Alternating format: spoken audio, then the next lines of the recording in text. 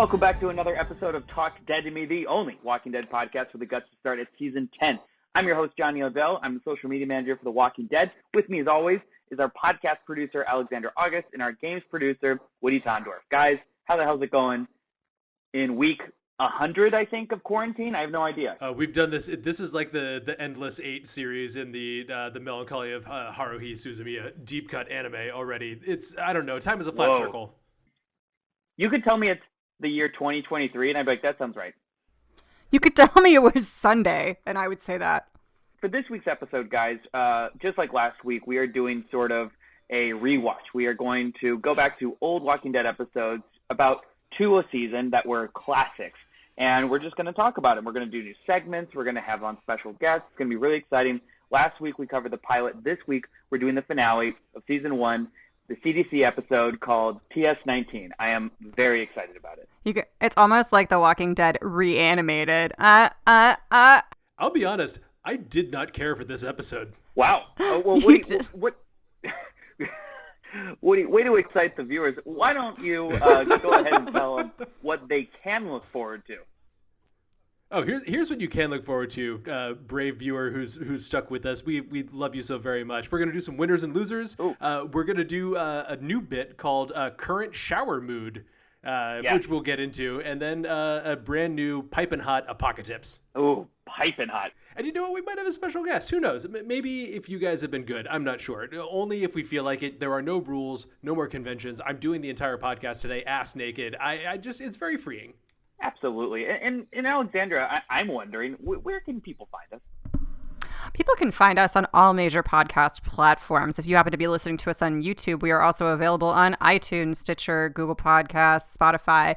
Like I said, wherever you can find podcasts, you will be able to find Talk Dead to Me. And if you'd like to shout us out, get in touch with us, just say hello, you can email us at tdtm@skybound.com. Or you can hit us up on Twitter at The Walking Dead or at Woody Tondorf. No, not that. Yes, at Woody Tondorf. All right, so this week's episode, it was a pretty crazy season 1 finale. Our heroes ended up getting stuck in the CDC, which was literally a ticking time bomb. Meanwhile, all the adults got drunk, and there was some shady stuff that went on, and most of them escaped. R.I.P. Jackie. So, I mean, not a spoiler. It happened 10 years ago. So you had your shot. I mean, what are you going to do about it? Oh, and Woody, before we dive into it, you said you weren't like a huge fan of this episode. Is that right? As far as episodes have gone, I didn't. This one was not my favorite. And you're not actually alone. I found this old interview from Robert Kirkman, our boss, from The Hollywood Reporter, that says in it, he quotes, "I feel like there may have been a better way to wrap up the first season. It ended up being a fun episode." Was it? We're going to get into that, more of that quote in a little bit. Let's jump in to winners and losers. Some people are winning, some people are losing, but it's The Walking Dead, so everyone turns. Woo! Still, nobody's submitting new music for that, and I'm just sitting here, just singing into the void. You know what? I have a very dark POV in this episode. I gotta make it.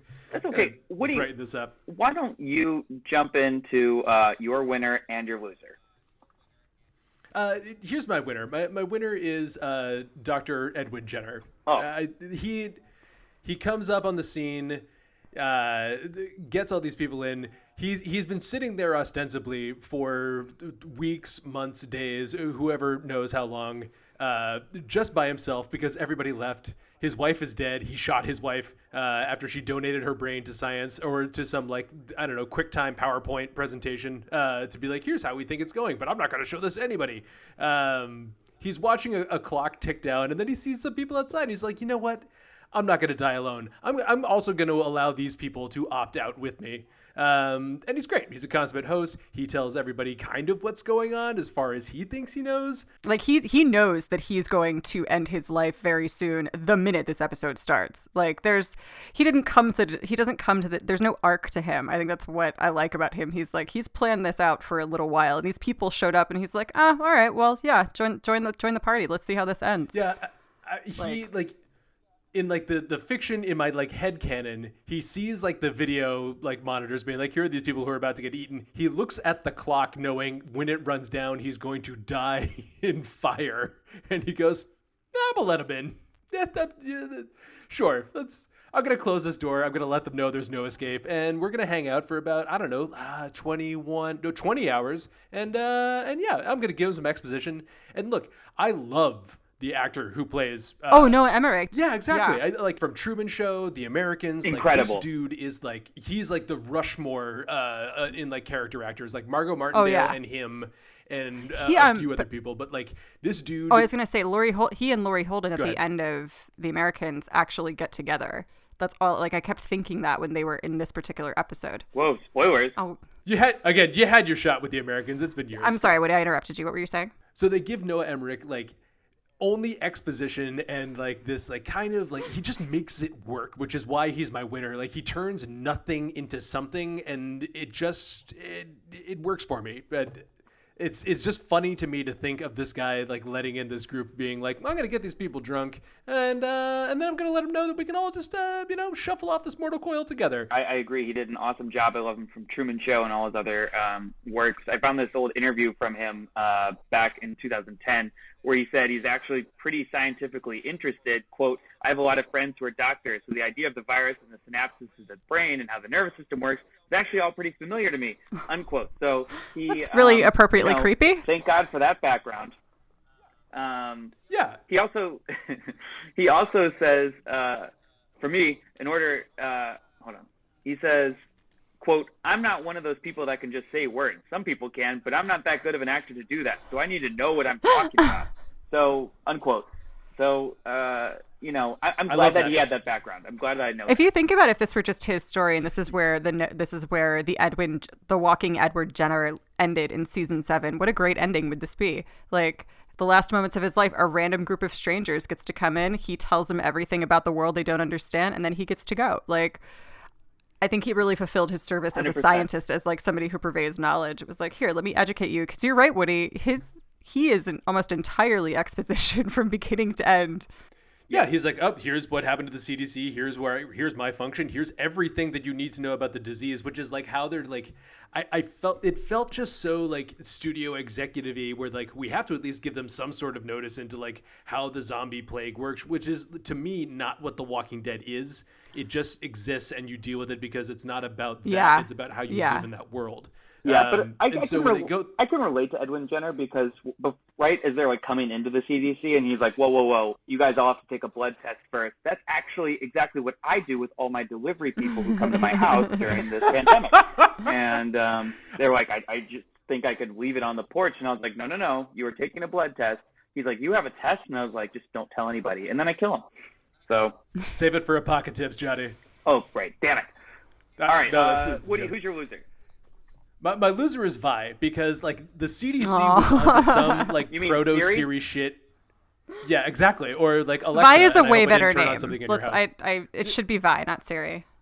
I think there is, because I believe it's short for virtual interface, and I think that's actually how they name one of the characters in Mass Effect, who's basically like the Siri for like the Citadel. Nice. But anyways, yeah, Mass Effect deep cut.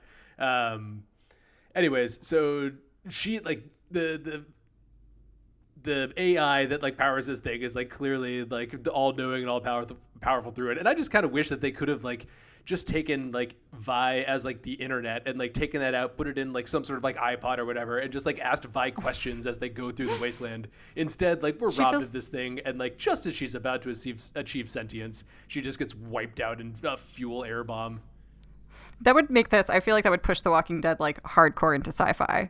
That would be its genre if there was a walking around Vi. Why not just like plant your fucking flag in it? I'm not mad at it. It's a little Z Nation, but like, I don't know. This actually brings me to my winner, which kind of piggybacks off of Woody's. And my winner this week is Exposition, because we got a lot of it this week.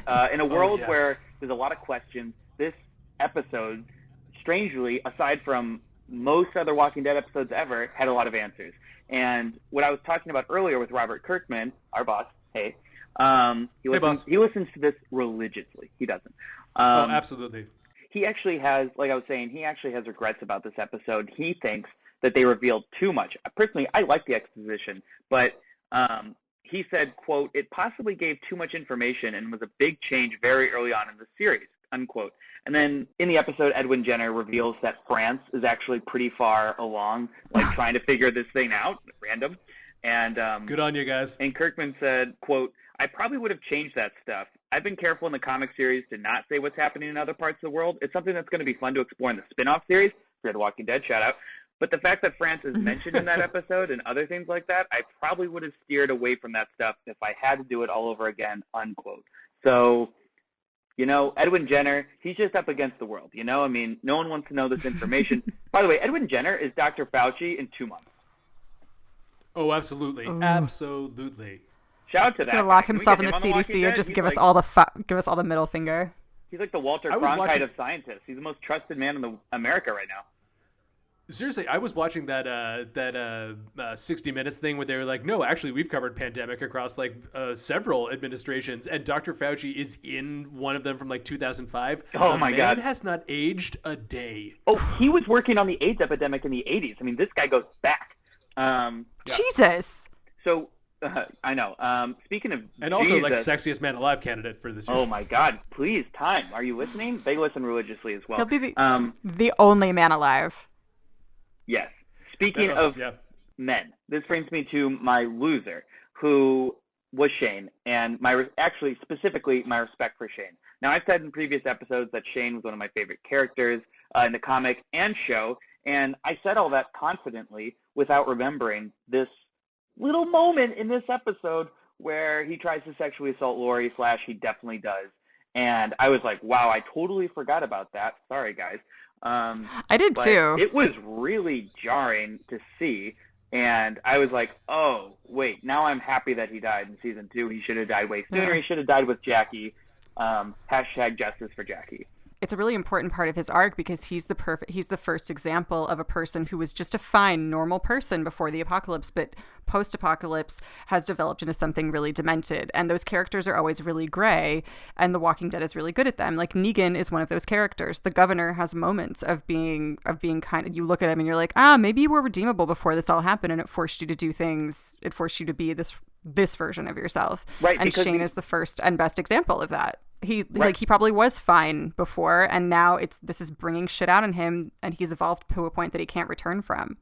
Right. And I also forgot like the very beginning of this episode where they show that it was actually Shane who saved Rick. Like he would have just been another like bicycle girl basically if he hadn't like basically barricaded him in the hospital. So we get like the humanity, but yeah, and then he's frustrated. Like he tells Lori like before he kind of tries to assault her, he does assault her.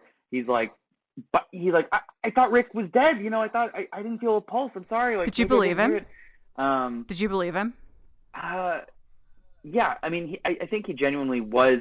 I just think like the rebound to his best friend's wife was way premature. I'd really love to talk about that first scene actually while we're on the subject, because there's a few things in that, like you have to have that moment before you have Shane sexually assault Lori to actually be like, hey, like there might be some like redeeming bit to this. Like he was the guy who put the thing in front here, who like he did love his friend, like he did his best to like keep him alive.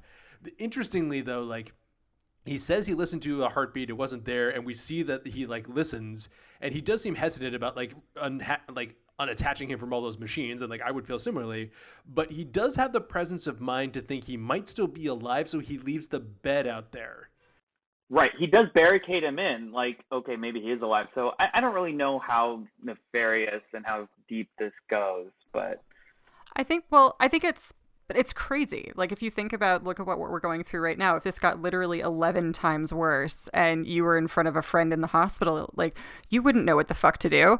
I'm sure his brain was all over the place and completely confused. And I bet it's just literally a traumatic event that he doesn't remember very well, or that if he does, he was just living in two spaces at once. It's I can almost to a degree sympathize with just how fast your brain would be racing at that point. And it's an incredibly like chaotic and like batshit insane scene. Like there are like soldiers going through who are just wholesale murdering doctors. Yeah, and then just like executing them. Like fast.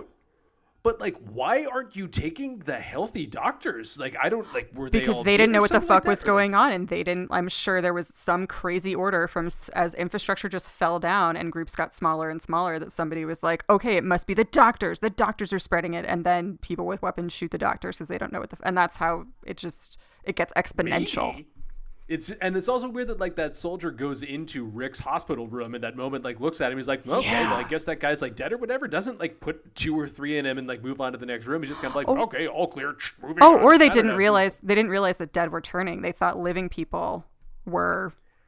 They thought living people were turning into walkers, and so they didn't kill the dead people. They killed the living people and made more of them. I guess, yeah.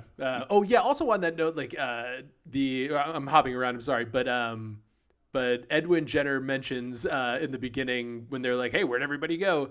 That he's like, oh, well, some people left and those who didn't like stayed, but they also killed themselves. And I'm just picturing like that's a really rough time inside the CDC to realize that when you die, you turn and have like all of a sudden like 5 or 6 of your colleagues be like, oh, shit. Or maybe they all shot themselves in the head and that was how it went. Fingers crossed. Yeah. Well, I'm going to just pull out my political science minor out of nowhere, where philosopher Thomas Hobbes would say in the Leviathan that a state of nature is a state of war. I don't remember anything else about that class, but I remember him saying that in a book because I read it. And when things go back to norm, or when things go back to like default settings, to factory settings, and there's no government and no order, shit becomes war quick.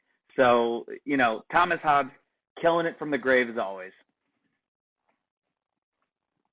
Wow. Amazing. You guys just exquisite. I have nothing. No, how do you respond to that?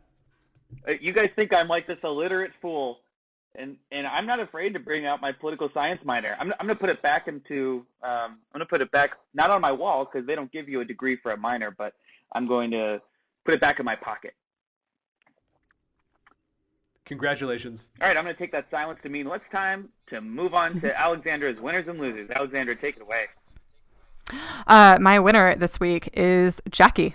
And I know that might interesting. Seem like one of 2 people who died this episode. Yeah, one of 2. One of 2 people who chose to die this episode, who looked at the potential future they could face and thought, you know what? Nah. I love it. I am okay. I am good with this. I had a really nice run and I'm ending at the CDC. I'm going to go out literally in a blaze of glory. And I just had a lovely dinner with wine last night. And everybody else around me is just basically like losing their goddamn mind and killing each other. So this is infinitely better. Thank you and good night. I'm glad that she accepted it because when she and Edwin at the very end got that video footage of everyone escaping, there must be like, I know she's smiling, but there must be like an inkling in her brain where she's like, fuck, damn it. What? Well, that's the thing though. That's the thing though. You like every time I watch this episode, and I've seen it probably 3 or 4 times at this point because I've my condolences. Well, I've false started The Walking Dead a couple of times, and I always, for some reason, wound up watching this one. And every single time it comes to Jackie, I'm like, at first I'm sympathetic for her, and then sometimes I'm happy for her because I can never quite tell. I'm like, was this a good decision? Should you have done this? Or should you, like, are we supposed to think of you as a tragedy or as a viable choice?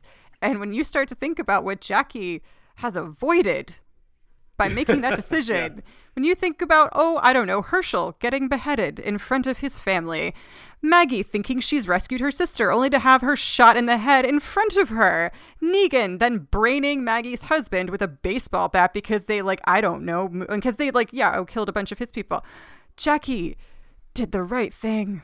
Like, yeah, wow, I guess so. When you look at that season 1 group that's still left, and it's kind of like, out of all of these people, Carol and Daryl are the only ones still standing. Like, I don't think Jackie would have been part of that group towards the end. Yeah. Jackie's kind of like that friend who's like, hey, should I start Game of Thrones? And you're like, I mean, it's a great show, but like the ending is going to be so painful for you. I don't know if I want to put you through that. Same thing with How I Met Your Mother. Yeah. If I start How I Met Your Mother, it's like, yes, but maybe stop halfway through the last season because the ending will be so painful that it might ruin your life. So I hate it though when there are shows that you have to do that are like, you want somebody to tune into the latter seasons, because that's most of Star Trek basically. So every time I want to like hook someone on Star Trek or like kind of or like talk or maybe or like say that, like, hey, maybe you should give it a shot. It's really cool. And I'm not an obnoxious Star Trek fan, so I don't do it that often. But I don't do it that often because it's hard, because I'm like, well, you cannot start with Next Generation season 1 because you will stop because it is bad. You should really start with season. Speaking of bad, sometimes there's winners. There's also losers. Who's your loser this week, Alexandra? My loser this week, excellent transition, by the way, very subtle. Very smooth. Was Eugene. Eugene, he's not even in this season. I know. Who would have had more fun at the CDC than Eugene? Oh, you're right. Who would have talked to Edwin Jenner for hours? He would have definitely stayed. He would have gotten Edwin Jenner to, like, not be suicidal. Edwin Jenner would be like, this maybe I'll step outside too, and would, like, find a grenade or help them break down the door. I think Eugene might drive him to the grave even faster. Also true. Also possible. Eugene would have eagerly beat Edwin Jenner to the description of how the fuel air bomb works in, like, detail. He would have, like, gleefully explained how they were all about to die in, like, a millisecond. They would have, like, competed in exposition. Yeah. You know what? Together, they might have found the cure.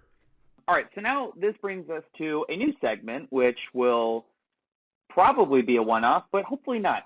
It's called Shower Mood. Shower Mood.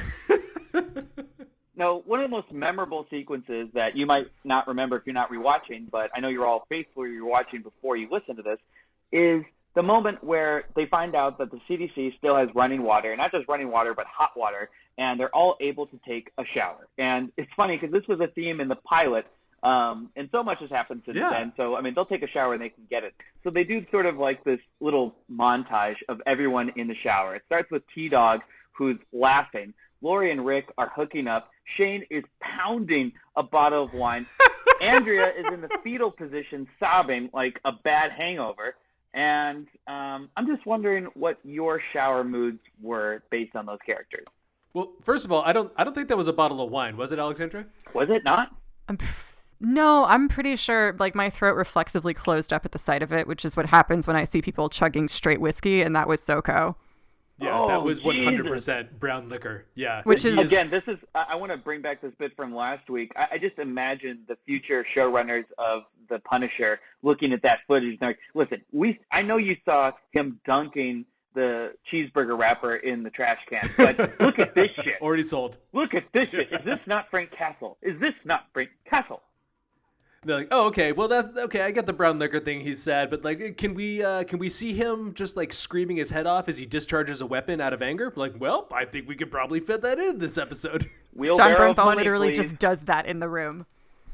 Yeah, this entire episode is we joked about it in the for the pilot, but, like, this is the Punisher audition tape minus the sexual assault. 100%. I would say my shower mood character is T-Dog, because at this point, you know, everything that you read in the news and everything that's happening and how long we're going to be quarantined, I haven't gotten to the crying stage yet, so all I can do is laugh. I'm definitely not hooking up with anybody. My girlfriend's, like, back home in the South, so not seeing anyone there. And I'm not drinking, like, straight out of, like, a whiskey bottle, so I have to be T-Dog. I would say that, well, first of all, excellent boyfriend brownie points, Johnny, for mentioning the lady friend in the podcast, and then she'll be like, oh, he's thinking of me and mentioning me on the podcast. So excellent job, dude. I see what you're doing there. Johnny's the winner of this podcast. Thank you. I'm gonna say that I love the T-Dog one. That's perfect, and I would say most days that's me. And then I, like, wear a mask outdoors while I go for, like, a sanity walk, and I don't like how it feels, and it's stupid, and I see, like, other people just, like, flaunting not wearing a mask because I guess they're fucking Adonises or whatever, and I just, like, go home and just get reacquainted with the joys of drinking in the shower. I'm a rule follower, and I don't like that these people just are like flaunting around that, like, rules don't fucking apply to them and they can do whatever they want. Anyways, I'm on the soapbox and I'm off. No, I mean, I had to consciously let go of some anger at Albertsons the other day because I walked in, I hadn't brought my mask, but I was not going to, there's a sign that's like entrance to this grocery store is only granted to people with face coverings. So I took off my tank top under my sweatshirt and I wrapped it around my face and I tied it up with my, like, ponytail holder, and then I go into Albertsons and there's like 3 people with no masks just walking around, and I was very angry at those people. What the shit? Yeah. And But I'm not going to fight with them because I'm just not going to do anything intentionally to increase my stress level. So yeah, went home and had pretty much the same shower. Yeah, so it sounds like you're in the Shane camp. Oh, Shane and Andrea is more where I'm kind of living. Oh yes. Yeah. I'm pretty good at emotional compartmentalization, but you gotta let some stuff out at least once a day. So sometimes you gotta sit in the shower like Vesper in Casino Royale and just sit for just 40 to 45 minutes and let the water run over you because you watch James Bond murder a guy. Are you getting paid per deep cut, or are you just watching every movie while you're stuck at home? I'm so bored. Well, I have a feeling something Vi's exciting inside what he and said. preoccupying will happen in your life very soon. I can't imagine what. Me neither. Is Nigel coming back?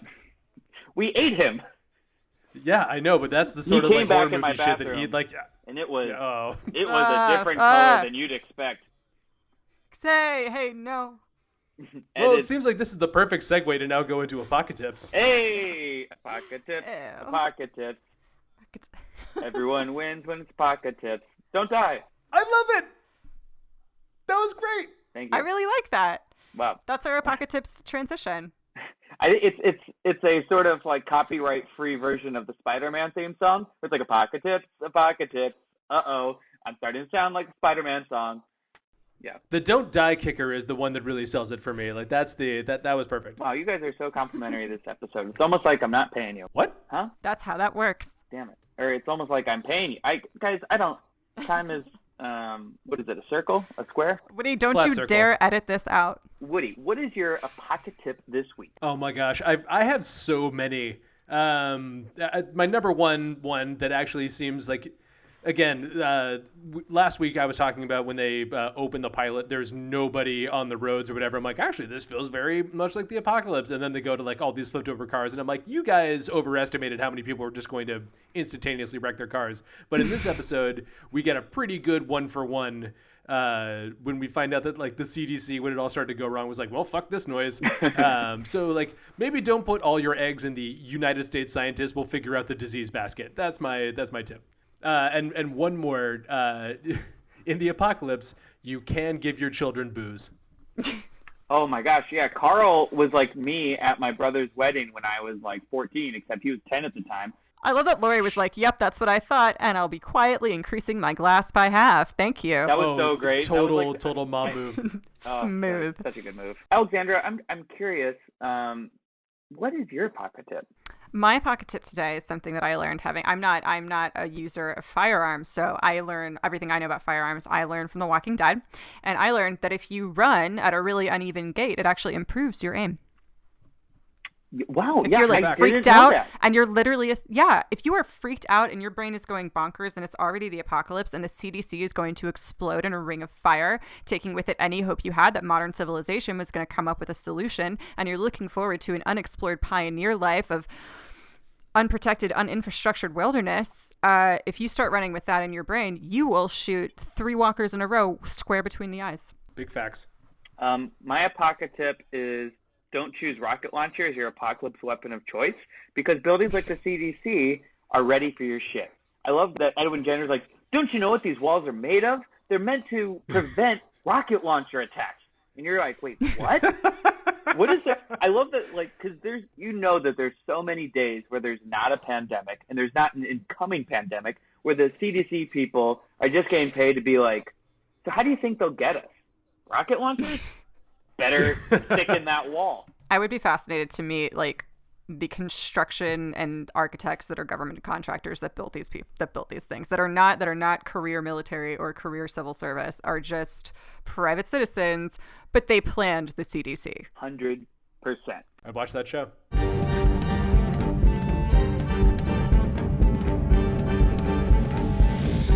Our guest this week is the inspiring actor who played T-Dog on The Walking Dead. He's also a playwright, musician, and even has a performing arts school named after him. IronE Singleton, what's up, man? Hey, what's going on, brother? How you feel? Hey, world, how's everybody? Hey, what up? Always a showman, even in quarantine. I love it. How have you been holding up during these strange times? Great. You know something, my wife and I were talking about, this whole thing, and we kind of concluded that as long as we have our faith intact, then Mhm. everything else is just fine. We understand that there's a higher power at work, and we're in a good place. God is good. Wow. So IronE Singleton, obviously IronE isn't your original name. What is, how did you get that name?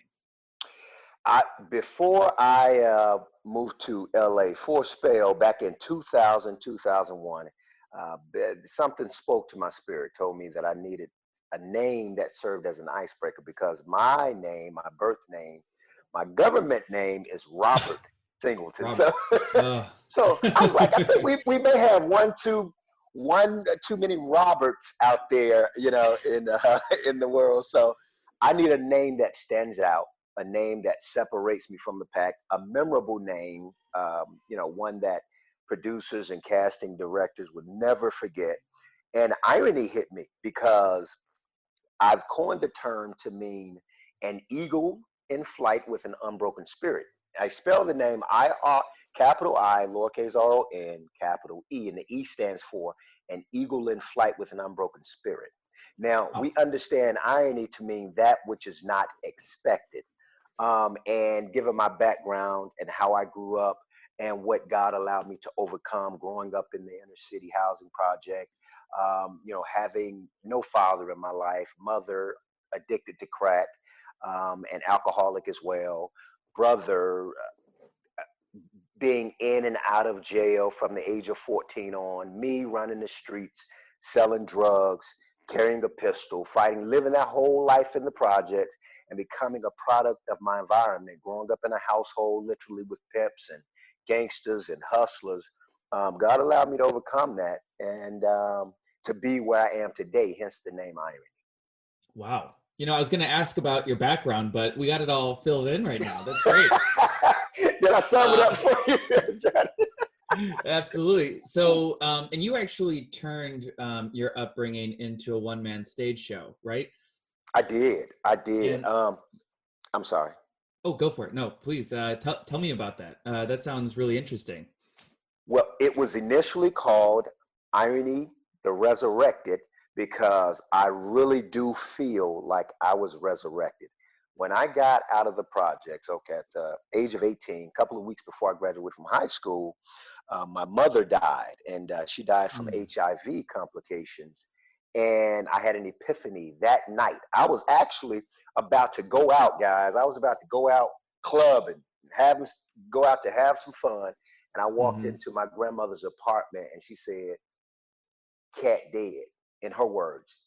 And my mother Wow. had just died, and I was like, "What?" And it Just was matter of so, factly. yeah, yeah. And they were and I was trying to figure out why they were all huddled in the dining area. And they just looked at me, my uncle, my aunt, my grandmother, and they were just gathered there with these very somber looks on their faces.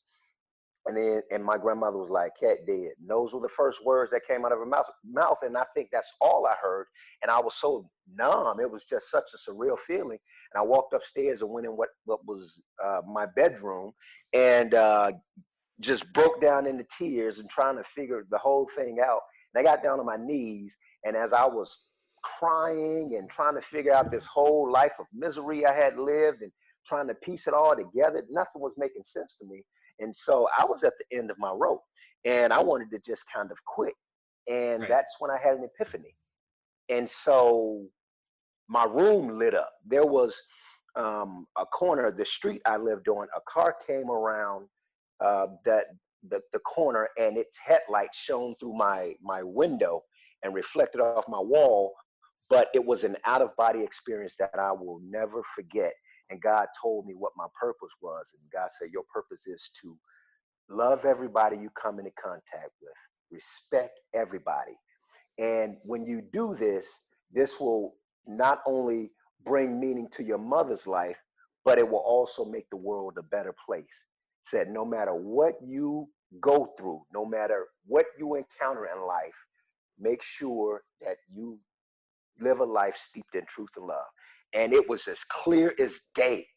And for Wow. me, from that moment on, I was like, if I don't live my life like that, then I'm living in vain.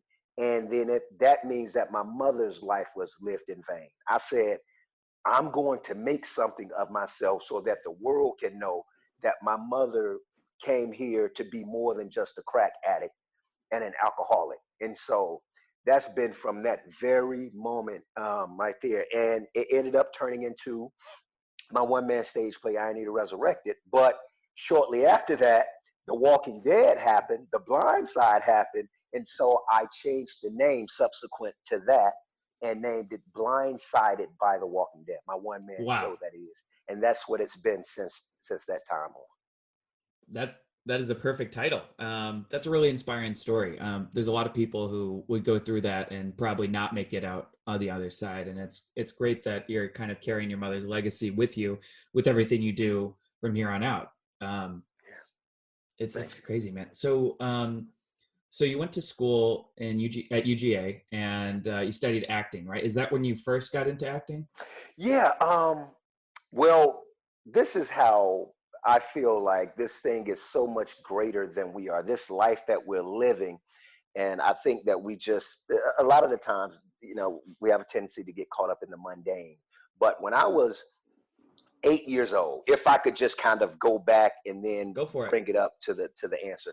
When I was around 8 years old, my father, like I said, I didn't have a relationship with him, but I saw him two times in my entire life.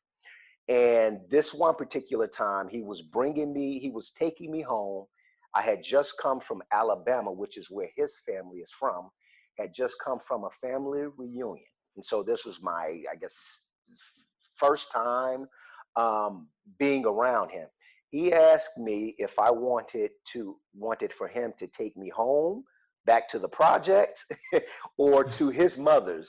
And of course, I quickly said, to your mother's, because I did not care about going back to the projects because that's another story. That's a different world. That's just a different world. So I woke up that next morning and I was lying next to my cousin who seemed to have become my brother. We got so tight with one another, but his mother ended up taking us to one summer because I started spending summers there, many weekends there. And I think that was the big difference between my life and my brother's, because I said we both had the same mother. We had different fathers, but we came up in the same household. How is it that his life went this way and my life went the other way?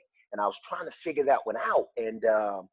And I think that was the deciding factor, because he was never really taken out of that environment. And I spent summers away from that environment, and I think it just had a different impact on me. So my aunt, she put us in this, what was called a bounty program, where they specialized in the arts. And I found myself for the first time doing Shakespeare's Romeo and Juliet. And I was at this place amongst kids from these very affluent backgrounds. And I was like, wow. And this was my very first exposure to white people and other people outside of Black people. This was my first exposure. Yeah. And so I always felt like I was a good reader, especially from where I came from that environment. But now here I am immersed in this new, totally different environment. And the teacher asked me to read Shakespeare. Like, Shakespeare, wow. And so I started reading, and I realized I was as good, if not better, than some of the other students. And that gave me a world of confidence. But I think that's where the seed was planted.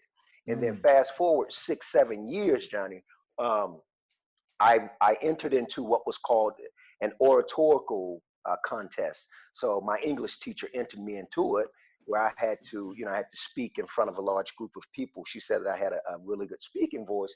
And I said in my paper that I wrote to present to everybody that I wanted to be an acclaimed actor on the big screen. I said, I want to be an acclaimed actor on the big screen so that I can affect lives, millions of lives, and change lives for the better. And I was a junior in high school, junior, senior year, something like that.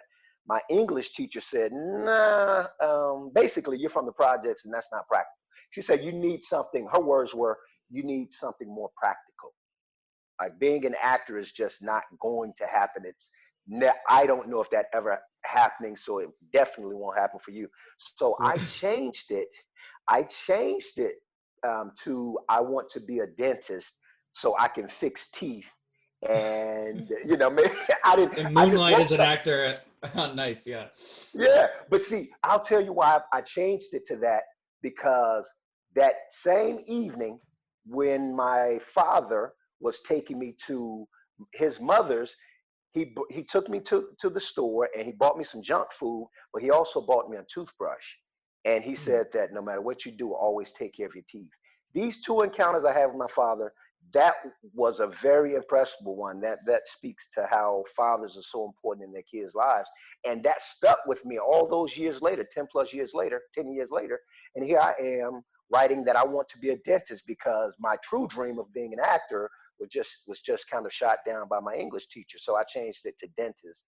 Wow. So, but I knew then that I was going to be an actor. It's like, all right, that's what she said, change it. So I did it. But when I got to UGA, they actually had a theater program. But coming out of high school, I went to Kentucky State because my grades were not good enough to get into Georgia. So I had to go to a lesser school, and they promised me a football scholarship. That's another story right there. So when I transferred to Georgia, I picked up a theater major. How did you get to from there to The Walking Dead? Oh man, I graduated after having done several plays in college, and I was in Atlanta acting, that world, doing community theater, working for free, working for crumbs, working for $50 stipends for 3 months of rehearsal and show times. Right. And I went to LA and then came back. God was like, no, your work is in Atlanta. What's going to happen for you is going to happen in Atlanta. So for 10 years after having graduated from college, I could not get an agent. All that time, God had been telling me to tell my story, tell your story, tell your story. And I finally worked up the courage to tell my story. I had no money to do a theatrical production with the whole cast. I said, okay, Right. I'll write it, God. I just don't know how this is going to happen. God was like, you've played so many different characters. You can play all of these characters. I had 20 plus characters, Johnny. 20 Wow. plus characters. Just Eddie Murphy it. Yeah, right. Right. But you get to the point to where, this desperation sets in, and I was tired. And at that time we had three children.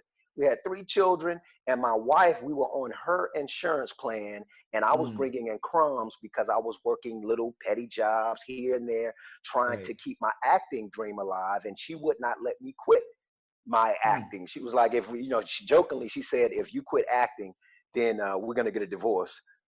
So Wow. yeah. So, but it was joking though. It was a joke because she believed in me. She Right. believed in my dream. But you need that push to stay on the path. Yes. If I didn't have her, then there's no. I probably would have ended up just going to get a 9 to 5 and just settling with that and being unhappy in life. So I ended up writing the show. She read it.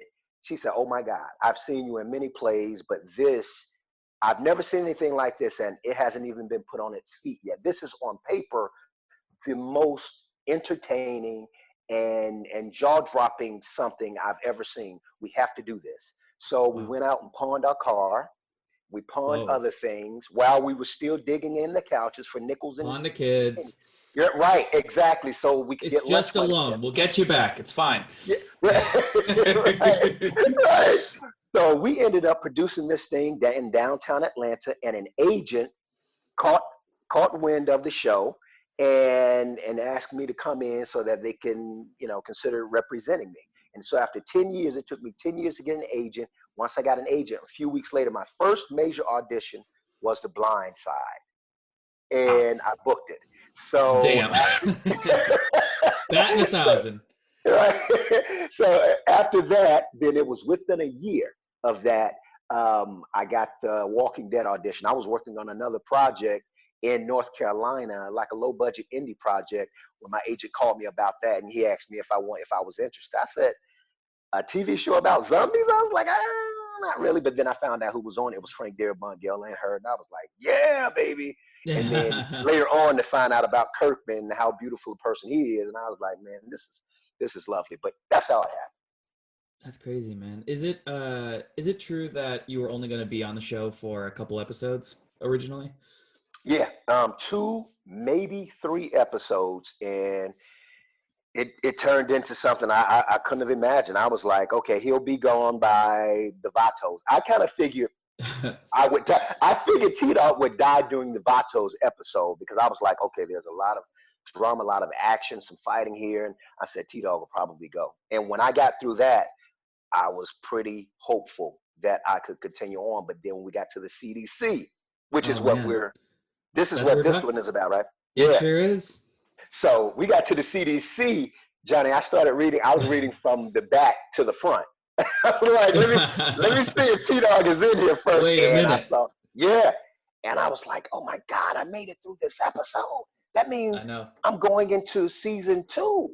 Maybe they may kill me in between season 1 and season 2, but that didn't happen. I was like, wow, this is awesome. Yeah. So since we did cover the CDC episode this week, what do you remember about shooting that episode? Man. Wow. It probably similar to the 5 previous episodes that we had shot. I was shooting in my hometown, Wow. and we were shooting in places that were less than 1 mile from where I grew up. 1 Oh mile gosh. from where I saw many of my friends die from senseless violence, from where I sold crack, from like, and I specifically remember talking to Laurie Holden, who played Andrea brilliantly, Right. beautifully. And I was like, wow, Holden, do you understand that I grew up right there? And we actually drove by it. I said, this used to be my housing project. They've torn it down since and put up mixed income housing. And it was just Hmm. so surreal. So when I was shooting the CDC episode, I was like, I'm still in my backyard, even though it was in Cobb County, but I was familiar with that entire city. I spent my whole life there. So it was just so special. I was moved to tears many times. Even now, talking about it, I'm Yeah. moved to tears thinking about how amazing God is.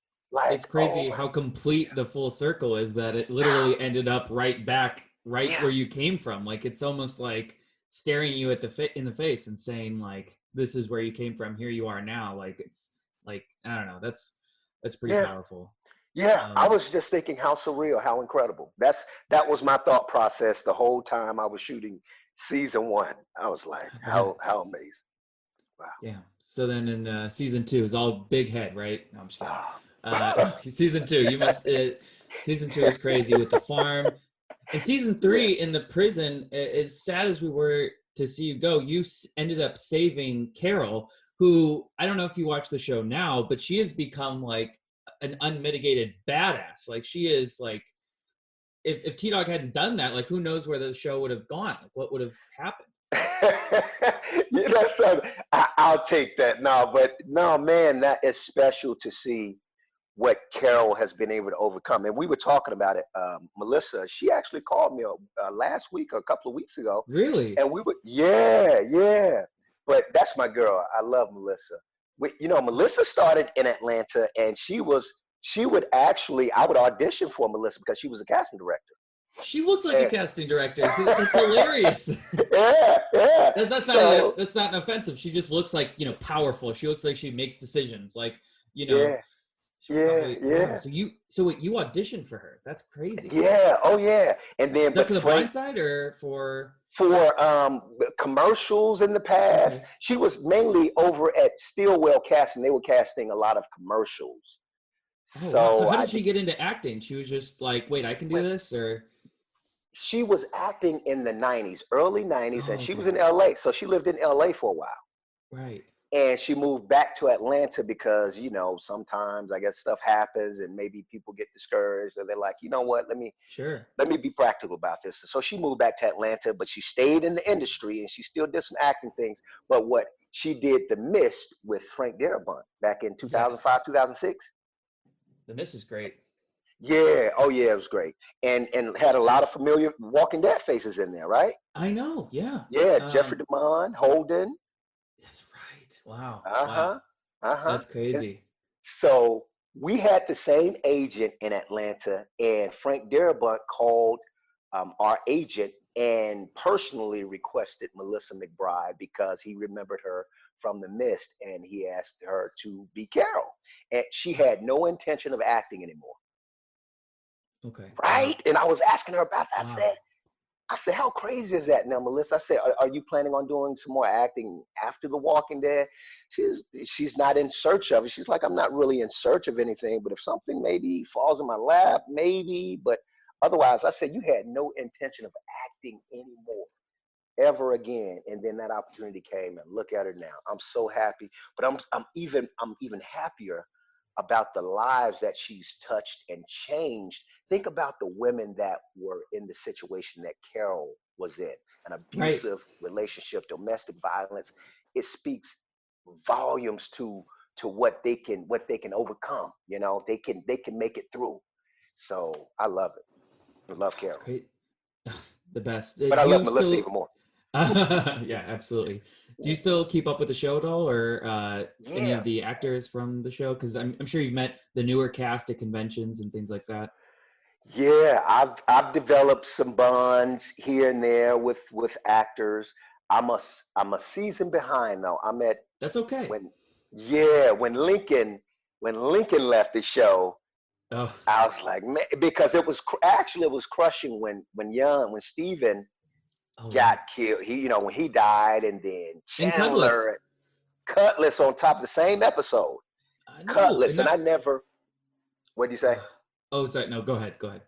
Well, I never even worked with Cutlass, but since we've been on the convention scene together, Cutlass and I have gotten close and have bonded, and so he's one of quite a few other people that I've bonded with just through the Walking Dead connections, the Oh, Walking right. Dead world. You guys did Yeah, like a morning show in Australia, I saw. I think something like yeah, that, right? Yeah. You guys yeah. looked We like real did, good buds. we did, man. He's a really good guy. Yeah, I love Yeah. Cutlass. Oh Good people. man. Yeah, the show, I mean, as the social media manager and guy who like does the podcast and the YouTube videos and stuff, I was getting worried because Andrew Lincoln left, and then we hear Michonne's leaving, and it's or Deny, and it's just like, oh my god, like everyone's leaving. But Yeah. I will say, season 10 is still killer. I mean, Jeffrey Dean Morgan, Melissa McBride, Norman Reedus, they're all murdering it right now. Yeah, and I've been hearing, and I've recorded all the episodes now. So don't get me wrong. Oh, good. I still You love the gotta show. watch it, man. You Yeah, gotta watch it. yeah. I'm definitely going to do that now. And Melissa told me that Angela Kang. I'm so happy for Angela. Like, Right. and people have said, oh my God, you just have to watch what Angela's done with the show. And I said, I'm so happy for her and getting that opportunity. So I still have people that I'm so connected to with the show, and I love the show. It's still the best drama on television to me. Yes, preach. Tell them. Before I let you go, with everything you've been through, and it's an inspiring story, what would you tell people who are in their own sort of like dark place and looking for that epiphany that you had? Mm. Oh man, looking for that epiphany, man. Something. I think that God just knew what I needed at that time, and gave it to me.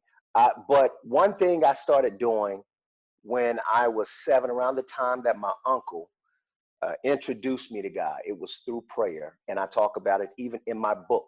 That's how my show starts. My one-man show starts with a prayer. My Hmm. book starts with a prayer. And that was my first introduction to God. And from that moment on, I recall as an 8-year-old, 9-year-old talking to God as I went in the bathroom, because there were times where I would just have to go somewhere and cry and let it all out. But I couldn't do it in front of my family members, because then they would see it as soft. I wasn't raised to express my emotions, my feelings that way, being in that environment, because if you do, that could cost you. Hmm. It could cost you tremendously. Right. So there were times when I would just go in the bathroom and just look at myself in the mirror, and I felt that God was present throughout. And so when I wanted to give up, quit, that's what I did. I had to give my self pep talks with the belief that God was ever present, omnipresent. God was all around and in everything that I was doing. So if you guys, you want it badly enough, you want to break out of the situation that you're in, you have to believe and you have to have faith, but then you got to put the works in too, or whatever it is. But you want to have those conversations, those pep talks with yourself, because when there was nobody around to pep me up because of the chaos and the mayhem that were surrounding me, I needed me. I had go within and believe that you are enough. Believe that you are enough. Otherwise, you wouldn't be here. Why are you even here? And of course, I'm talking to those individuals going through that. Why are you here? Why would God create you if you didn't have something significant to offer? We're all individuals for a reason. So whatever you have to offer, I can offer. You have to do that. And if you don't do that, then you're basically shorting humanity. It's an injustice to humanity, to God, and to yourself. So understand that you are enough and believe that, you were created for a reason. That's my thing. Tell the people where they can find you on social media and where they can hear your music and buy your book. Oh, wow. Yeah, well. Yeah, all those things. Yeah, all those things. I'm on Facebook and Twitter and Instagram under IronE Singleton. You can just type IRONE Singleton and Twitter, Facebook, Instagram. Follow me because I have a special treat coming up for you guys. And if you're really looking for some inspiration and something to help us deal with these times, I think you'd be really, really interested in this. So make sure you follow me. My book is Blindsided by the Walking Dead, the same as my one-man show, Blindsided by the Walking Dead. You can just type that in. Also, my website, IronESingleton.com. My music is available through my website. It's also available through most of the music platforms, Spotify, and so on and so forth. It's called Hypocrisy. I have a hit song called We Are the Walking Dead. You guys want to hear that? Oh yeah. I think that's a good one. It's like rap and rock. It's like really intense. It's awesome. Oh, you've heard it? Oh, I've heard it. Okay. I did my research. Nice. Well, y'all heard Johnny. He said it's awesome. So, hey, check it out, everybody. Hey. All right, man. Thanks so much. Hope to talk in the future, and stay safe out there. Thank you, brother. I appreciate you. I love you. And I'm sad that the rest of the team is not here. Where's everybody else? I know, man. I'm sorry. They are remote. Next time we'll do a group interview. It'll be great. It'll be chaos, but it'll be great. All right, man. Have a good one. Thank you so much. All right. You too. Take care of yourself. All the best. All right. You too.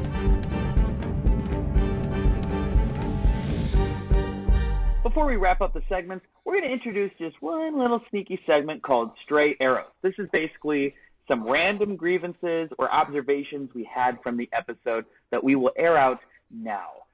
The vent is open. Feel free to air it out. Oh, boy. I'm going to just flip through a couple notes here because as we put at the top of the episode, I didn't have a great time with this one. Well, yeah, I like your feather quill. That is a choice. Very much. A choice in writing utensils. It's the plumage that really sells the ink. Working backwards, the building explosion. What year was this episode made? 2010. So basically, they kind of used the real world time. So the show came out in 2010, and it took place in 2010. Yeah, I think I'm spoiled now on a decade's worth of CGI and VFX. I'm sure they did the best they could with what they had, and with the short episode or short season, like who knows what their budget was, but the building explosion has not aged great. No, it didn't look good. It was kind of out of a 80s action flick, but I still appreciate that they went to all the trouble of doing it. For sure. Like the scale is commendable. One of my straight I think the arrows, CDC sort of makes up for that. Like just them going as high level and being as galaxy brained with the world as actually letting the characters walk through the CDC and speak to someone with authority and actually figure out what's going on. That helps make up for the microwave explosion that is the CDC destroying itself. One of my stray arrows, and I hesitate to mention this, but because we've gotten to know Daryl and Norman Reedus' portrayal of him over the years, and it's really evolved and become like this really well-rounded person. But season 1 Daryl was a little problematic, and when they're like about to like get like fucking plastered, Daryl turns to Glenn and says, "I want to see how red your face can get." And yikes, that's pretty racist. Yep. And 2 seconds later, it is followed by Daryl cheersing everyone, which has become one of my most used GIFs on the Walking Dead social media platform, and I totally forgot the racist shit that preceded it. So, sorry. To be fair, I don't think anybody's called you out on it. To be fair. Yeah, I looking back on it, I'm also realizing that I did not see this episode, except like today before we were watching it. I'm like, I have no recollection of anything that happened here, but holy shit, there also, is some... One more stray arrow, when they basically like egg Edwin on to like, you know, give him the real news of like what's going on in the world, and he gives him this really bleak picture. Glenn's like, "God, you're such a buzzkill," and then he walks away like a fucking teenager. I know. And I guess he is a teenager. I have no idea. He's like a pizza delivery guy, so he probably is like 19 or something. So I was like, you're at the CDC in an apocalypse. I'm pretty sure the scientist is going to be pretty grim, bro. He's like, "Oh, what a buzzkill." It's like, yeah, he's not like a comedian. Like, what do you want from I think the he's guy? also a little bit drunk at that point. That's like, what makes everybody is hammered in that. Yeah. Yeah. Alexander, Sorry, any stray arrows? Less a stray arrow, more of a no, you just kind of made me think about it because I really zoomed in on early Daryl, and the 2 episodes that we watched, the pilot and this one, don't really feature him a ton, and I got me thinking of just the evolution of that character, and I'd say not a stray arrow, but like a happy hug I found, I don't know, is thinking about Daryl's transformation into a full-on rock star from this like very strange looking confused angry kid who I feel like could play like the robber of a convenience store in any number of like tiny roles in certain films, but then turned into literally like, yeah, Daryl fucking Dixon. Daryl looks like a featured extra from Justified in season 1, to be fair. Yes, he does. Thank you. To be fair. Also, poor sweet Sophia. She has no idea what's ahead of her in season 2. This poor innocent child. Okay, this is super dark, but like Edwin Jenner gives the whole like explanation of what's about to happen when like the countdown timer reaches 0, and everyone's like, "Oh my god, we got to get out of here!" But then somebody from the future shows up and goes, "Hey, past Carol, here's about what's about to happen to like everybody." There's no doubt in my mind Carol doesn't sit her ass down with Sophia and just greet the fire. Oh my god! Oh, speaking of, I love at the end where like, you know, they're trying to figure out how to get like the glass, like, you know, Shane takes a shotgun to the glass, it doesn't work, and Carol's like, "I have an idea," and he's like, "What, you're gonna use a nail file or something?" I was like, "Oh my god, Shane, you have no idea what this woman is capable of." Getting back and seeing her as fully mom before she becomes this like strange ninja warrior, you just don't see that kind of arc, and it was really neat to go back and see her where she was just like, "Hi, Sophia," and very nice and hadn't killed anybody. I got a couple of like rapid fire ones that I want to just drop in. Go. T-Dog is the best drinker of the entire group. The best. Glenn, Rick, and Shane less so. Oh yeah. And 2 reasons to, well, not 2. And then I like how Dr. Edwin Jenner just like casually throws Rick under the bus. When he's like, "Hey, well, didn't you say that like in your private moment when you were drunk that you thought everybody would die and all this was an act?" He's like, "What the fuck, dude? What the fuck, dude? Do you mind? Yeah. And Shane's like, "He said what?" Yeah, exactly. Wait, we're all drunk. What do you? We're all drunk. Oh, one last one. So they get down to the basement to go to all like the fuel canisters where like the generator is, and video game logic tells me that none of those barrels are full because they're not red. All of them are painted black, so naturally none of them have anything in them. And that wraps up this week's episode of Talk Dead to Me. Thank you guys so much for listening. Next week, we are going to be diving right into season 2. I won't tell you which episode yet. You're just going to have to guess.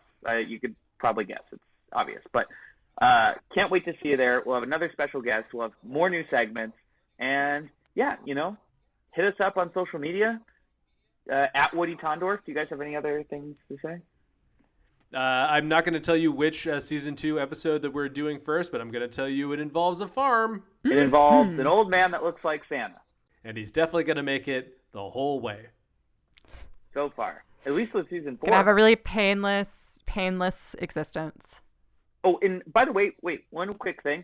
When I was listening back to the voicemails last week, like when I was listening to the podcast on my walks that I take with a mask and gloves, Thank you. One of the people, the middle guy who called in, he said his name was Nathan. Now, correct me if I'm wrong, but that's a longer version of saying Nate. I don't think it was Nate, because I think he would say it's Nate, and he would probably make a big deal out of it. But I would just like to think that it was him, just so we have some kind of hope to cling on to in this dark world.